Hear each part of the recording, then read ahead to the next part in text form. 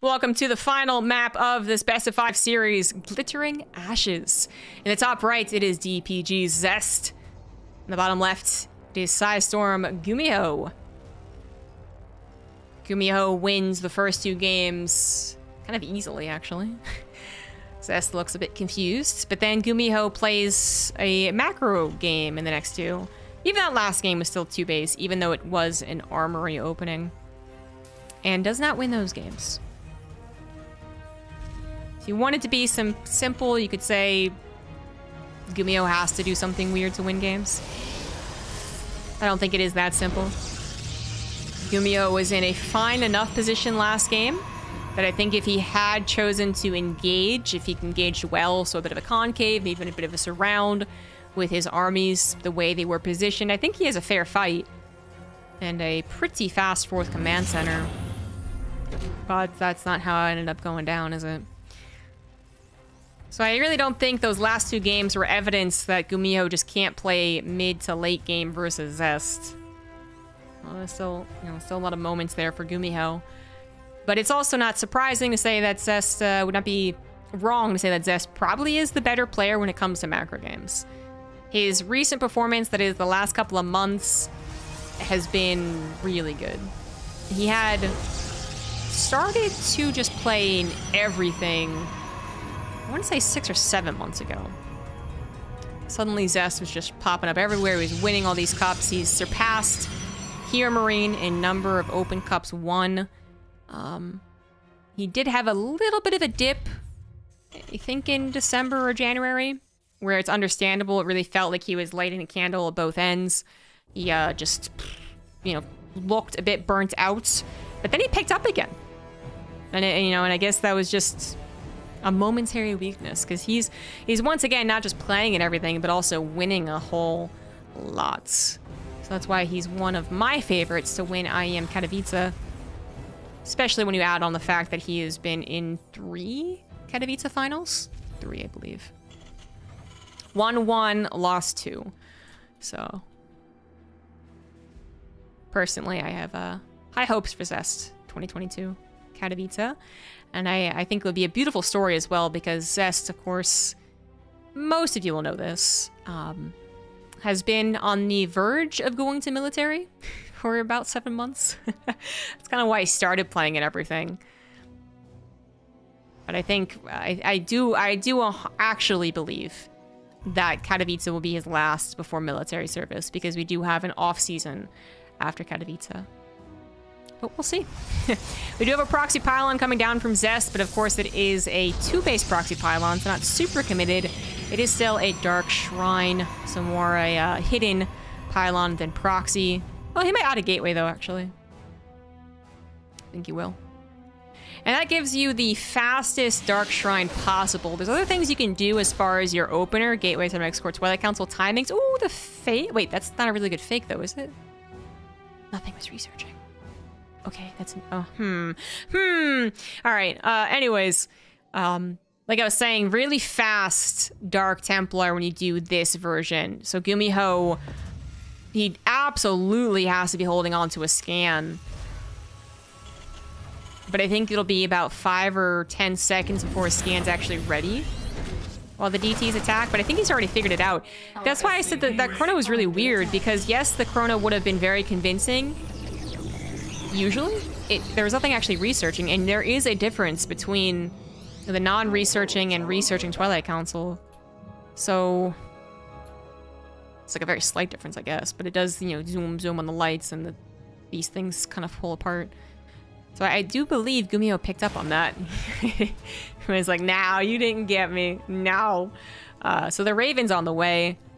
Not impossible for GuMiho to also believe that, this is just possible in general. I'm gonna go Raven no matter what. But I do think he realized. So the Reaper's checking around. Didn't check the right side, fair enough. The Raven pops out as the Mule drops. One of the fastest ET builds. Not quite 420, but regardless. It basically wants to hit with the intention of that Mule coming down right then and there. And then having no scan for another 20 seconds. But anyways, a lot of Terran players, even if they don't know it's a Dark Shrine build, will hold on to a scan kind of around 4:30 to 4:30 to 5 minutes. But because it is the current age, it's not 2012, the Dark Shrine isn't the most committed building in the world. It was reduced in cost years ago. And that did help. That did help make it a little bit more viable. And, you know, it was given Dark Shrine. Upgrade was given to it, Blink, so that made it a better tool to have and then kind of say, oh, well, I'll use it later. Oh, the Raven's gonna go down. Oh, just kidding. No, it's not. Oh, that would have been such a nice pickup for Zest.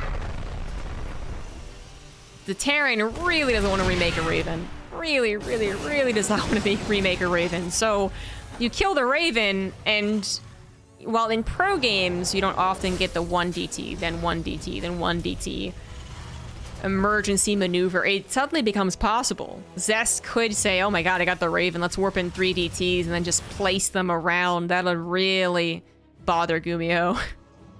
But he didn't get it. But what Zest is doing behind this is very much worth talking about. The Robo came down, the Warp Prism is being chronoed, plenty of gateways, no Forge. No Forge, no intention for the later stages. Very little gas taken as well, only the 3rd gas. So that's going to be a lot of room for charge lots without that many probes really being necessary. I do think he usually saturates his mineral lines entirely, though. I could have sworn. So he is missing 4 or 5 probes. But Zest knows best. Who am I to judge? You know, regardless of that, he is going to have plenty of room to warp in mineral-based units, so Zealots. Got a little bit of the Backbone and the Immortal, sure, but so much more about the Zealots. We're going up to a total of 8 gateways. 9, actually. This 9th one was a little bit later. I was going to say I do think you need 9 or 10. I've tried this build. I really like the way Zest plays PvT, so I do copy him a lot. And one thing I've certainly learned is that 8 doesn't really cut it, especially if you're a bad player and you don't warp in consistently. It also just, I think, in general doesn't cut it with this type of build in particular. Very, very Zealot emphasized. 8 SCVs are already going down. GuMiho moves out. Warp Prism moves in. You can't explain it. Yes, you can. It's the Protoss thing. It is the Protoss thing. Easily explained. And Zest is going to just buy time back at home with Force Fields, which is oftentimes an underutilized unit in this matchup. You think 1 or 2, just because Guardian Shield's still helpful, but as far as blocking out a Terran, it's not usually the thing you're thinking of first and foremost. In this case, it is a beautiful combination. SCVs have been pulled, however. Forgets defending back at home. Just pull the SCVs. But there's 2 things right here that's a problem. 1, Force Fields. 2, the Raven, now the most important unit in the game. If that is sniped, it's GG. Zest has the ability still to make DTs. That Dark Shrine wasn't killed. Maybe GuMiho will end up regretting that, but we'll see. The action is still underway. The Zealots have now done the most damage possible or necessary to really turn this all in, so they get recalled back home. A shield battery could be overcharged, and there you have it.